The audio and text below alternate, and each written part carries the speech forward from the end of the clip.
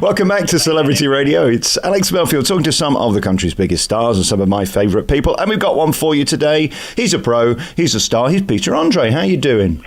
You're very kind. What a great intro. Right, we've only got 2.5 hours to talk about 300 million things, including Greece, including Christmas, including you being Mr. Delicious and all that stuff. How are you, firstly? Are you looking forward to Christmas? Well, 20 years ago, I wouldn't have even agreed with you then, but thank you for that comment. I'm very, very well looking forward to Christmas. I hope you are. It's a great time of year, isn't it? It is, but the thing is, you're telling me that people are clearing off abroad. What are they doing that for? Well, here's the thing. I was shocked, okay? I wasn't shocked at the fact that people are going away for Christmas. What I was shocked about is, according to Expedia, is that the top 10 destinations for Brits going overseas at Christmas are all hot countries. That's the bit that got me. I'd understand if you're going to go to New York. I'd understand if you go to Scandinavia. You go, places in Europe that really make you feel like, Paris. There's some beautiful, beautiful places. But going to the heat at Christmas was what surprised me. I grew up in the heat at Christmas, so I know what it's like, and it's wonderful in its own way. But I think that is what surprised me the most. And can you believe... Okay, there is a big percentage, let's not forget, that are going to visit family. For that, I totally understand. But there's also a percentage that are going to these hot countries. Do you want to know why? Go on. 29% are saying it's because Brexit is dampening their Christmas spirit. That's depressing. That's what they're saying. So then I'm thinking, but you're going to go on a beach, and there's going to be another Brit there, and you're going to end up talking about it there anyway. Yeah. It reminds me of the year that Trump got in America, and I went to Florida, and I thought, I'm not being dragged into this. It's like when Princess Diana died and they all thought we knew them. Yeah. Everybody wants your opinion. You can't help it, can you? There's no point running away. Yeah. People will find you. Just all you got to do, I do it because my parents are of Greek heritage. So every time someone asks me something like that, I'm like, sorry, you say what? What did you say? I don't understand. I can, hear because that's what I do all the time. And then I just avoid the conversations. Do they still live in Swansea? Very good. Cheap gag, couldn't resist. Why haven't we sorted this Brexit stuff out? I think if you were in charge of the country, Peter, we'd have it sorted by now. I don't know. What I do know, I don't know. What I think is going to happen, and I might be, this is just my opinion, of course, before anyone shuts me down. But I think it's going to be very difficult for us at the start, but I think eventually it may be a very good thing. I think we're going to find it tough at the beginning, though. I do. I'm incredibly bored with it. I don't know about you. If there's ever been a least sexy time in politics, if I see their faces again, it makes me want to vomit. I'm just so fed up of it. I think most people are too. I don't blame them going abroad and sitting on the beach with a pina colada. When the first conversation started with Brexit, someone said to me, is Boris Johnson leaving politics? And I said, what? And they said, Brexit. And they thought it was Boris Johnson leaving, which I thought was quite funny. But, it does make sense in some ways that people are going away. Not quite sure that the percentage saying it's because of Brexit is the reason. People want to go to the sun, I get that. If you want to find out more, you can go to Expedia and find out how you can escape for Christmas. I, of course, will be staying here having my Brexit Christmas dinner, Peter Andre. Do you know what that is? Are you going to have Brexit on toast? No, it's the same as last year, but just a Christmas dinner without Brussels. I hang on. Love it. Love it. What's your Christmas day like? Are you up at the crack of dawn? What do you do? I am, yes. And that's because I think you live it different when it's with your kids. You live Christmas different. They're so excited, aren't they?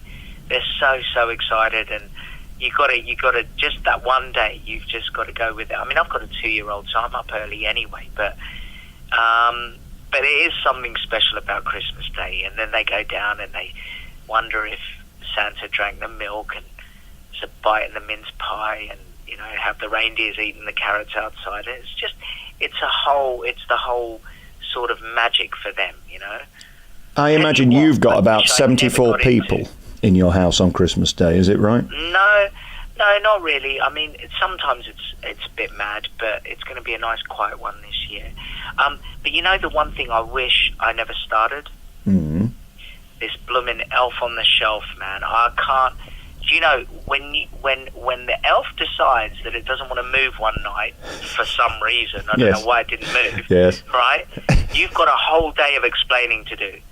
I don't know, he might have liked it in that position. Yeah, but he has to move. Did someone touch it? No, I didn't touch no. But honestly, that is the one thing that is doing my nut in, is this elf. Yeah, you've got to have a big imagination. I've never even seen it on the shelf. It's hanging off chandeliers or some sort of, I don't know what it's doing. How's the current Mrs. Andre doing? Because she's busy. I mean, the kids, the job and all that. We have great respect for her. I mean, she works far harder than you. Yes, you could say she does a real job. She's a wonderful person. She's a wonderful person, and it is quite amazing when we come home and we have conversations, and she'll ask me how my day's been, and I thought, now what do I say that's going to compare to her day? Yeah, she saves lives. It's a very different, very, very different thing. But we do sort of have we have great conversations because our worlds are very different. She's a hard worker. I'm proud of what she does. But first and foremost, she's an incredible mum. Are you going to get Christmas together this year? Yes, Christmas Day we've got together. Well, that's good. She could have easily been working, and we've only just found out recently she's not, so that's good. Just two last things before we go.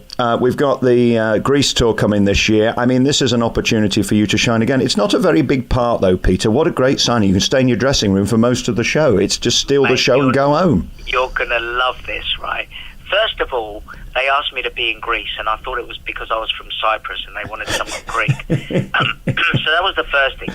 Second thing was I was originally asked 4 years ago to play Danny Zuko, and I really wanted to do it. But at the time I was filming the reality show, and the commitment is huge. You know, with the reality show, we have to film many different things. So we couldn't just film me being on Greece every night. I really wanted to do it. I regretted not doing it. Then came the opportunity of playing the Fonz in Happy Days, which was a production being made by Henry Winkler. Wow. And I wanted to do that. But again, the same thing happened. So when Greece had approached us this time, I said to Claire, look, that kind of commitment. First of all, I said, I'm not 20 years old. Danny Zuko's like 20. I'd love to play Danny Zuko, but the commitment is massive. 8 shows a week, basically living in a different place. I just said, is there a part I could do that would just be literally, I could fly in and out? And you wouldn't believe they gave me a part that actually I fly in. I'm the teen angel. But what is amazing and why this part is great for me is because I'm not doing all of them. I can do a week. I can do every 3 weeks, every 4 weeks. They're really kind. They're allowing me to literally fly in and out around my other work. And I think that's huge because I didn't think they would do that. Well, I saw Jimmy Osmond do it, and he literally used to get in for about the interval, and he'd be gone by about 15 minutes after. It's marvellous. I know, it's crazy, but I love Greece. I love it. I'm singing the Frenchie. I'm excited. And it's mucky. I mean, let's forget, some of the lyrics in this are quite shocking, aren't they, at times? It's a grown-up play. It's not some kid's Disney thing. Absolutely. You know, when I watched it as a kid, and I used to hear Grease Lightning, I never knew half the things that John Travolta was saying, and even some of his gestures. Like, it was only until I was an adult, and I thought, oh my gosh, like that was really, really crossing the line. You know, like really on the edge for back then. Peter, I used to think a pussy wagon was from the RSPCA. We must talk again very soon. I wish you a very Merry Christmas and a Happy New Year. I'll be on opening night at Greece with you, and I'll see you soon. Merry Christmas, Peter. You too, mate.